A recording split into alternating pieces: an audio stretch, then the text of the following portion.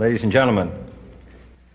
The very word secrecy is repugnant in a free and open society, and we are, as a people, inherently and historically opposed to secret societies, to secret oaths, and to secret proceedings. We decided long ago that the dangers of excessive and unwarranted concealment of pertinent facts far outweighed the dangers which are cited to justify it.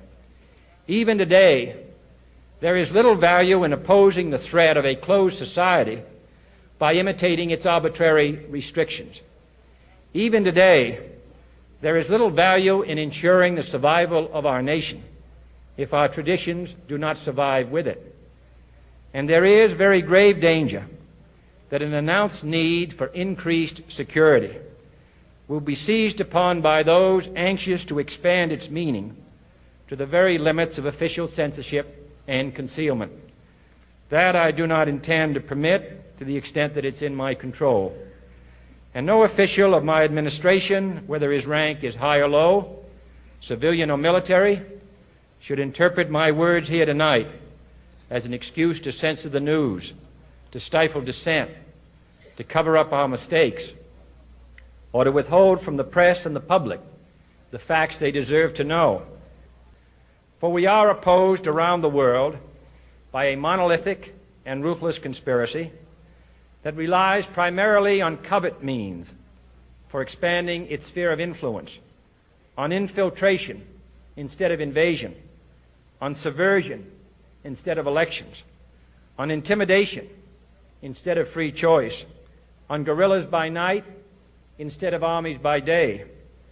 It is a system which has conscripted vast human and material resources into the building of a tightly knit, highly efficient machine that combines military, diplomatic, intelligence, economic, scientific, and political operations. Its preparations are concealed, not published. Its mistakes are buried, not headlined.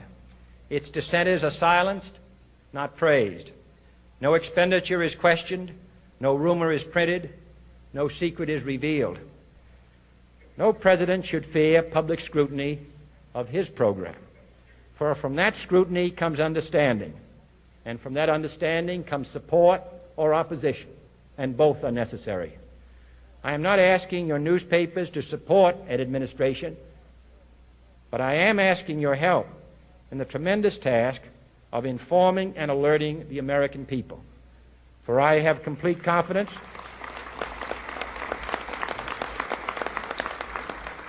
in the response and dedication of our citizens whenever they are fully informed. I not only could not stifle controversy among your readers, I welcome it. This administration intends to be candid about its errors. For as a wise man once said, an error doesn't become a mistake until you refuse to correct it.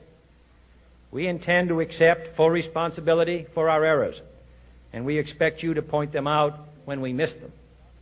Without debate, without criticism, no administration and no country can succeed, and no republic can survive. That is why the Athenian lawmaker Solon decreed it a crime for any citizen to shrink from controversy. And that is why our press was protected by the First Amendment, the only business in America specifically protected by the Constitution, not primarily to amuse and entertain, not to emphasize the trivial and the sentimental, not to simply give the public what it wants, but to inform, to arouse, to reflect, to state our dangers and our opportunities, to indicate our crises and our choices, to lead, mold, educate, and sometimes even anger public opinion.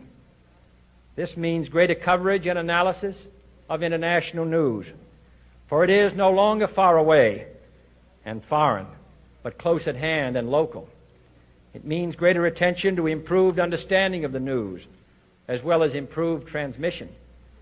And it means, finally, that government at all levels must meet its obligation to provide you with the fullest possible information outside the narrowest limits of national security. And so it is to the printing press, to the recorder of man's deeds, the keeper of his conscience, the courier of his news, that we look for strength and assistance, confident that with your help, man will be what he was born to be, free and independent.